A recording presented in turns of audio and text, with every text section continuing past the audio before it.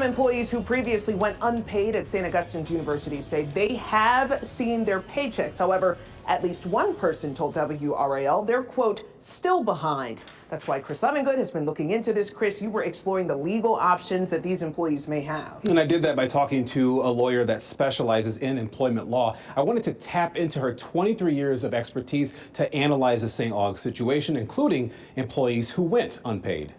For weeks, WRAL has reported extensively about employees going unpaid at St. Augustine's University and some employees reporting they've finally been paid. Is the university basically opening itself up to more lawsuits, possibly even class action? Yes, absolutely. I think a class action lawsuit is pretty readily foreseeable here. Abernethy gave me key legal elements employees, be it at St. Aug or elsewhere, can consider if they have not been paid. First, the North Carolina Wage and Hour Act. Basically, it requires employers to pay their employees on their regular pay day. If that doesn't happen, Abernethy says an employee can pursue filing a lawsuit, either themselves or through an attorney, and go after what's called liquidated damages. Let's say you owe somebody $15,000 in unpaid wages.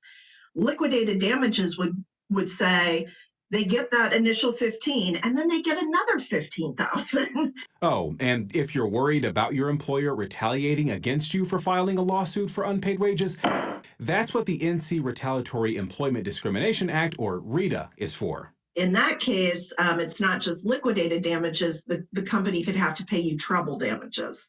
They pay you 3 times in that case. Let's say an employer doesn't pay into your 401k or health insurance plan as they're supposed to.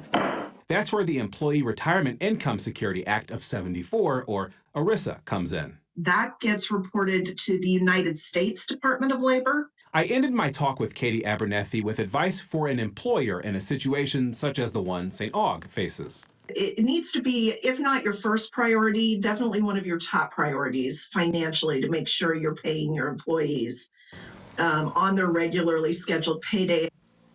Now, there's so much more to our discussion that we couldn't air right now. That's why we have it available on WRAL.com, including filing a complaint with the State Department of Labor. And I should also leave it with this, Lena, that if anyone here saw this story, Abernethy was just kind of giving her expertise. You should always consult your own legal consultant if you plan on filing some sort of lawsuit, including in a situation like this. Yeah.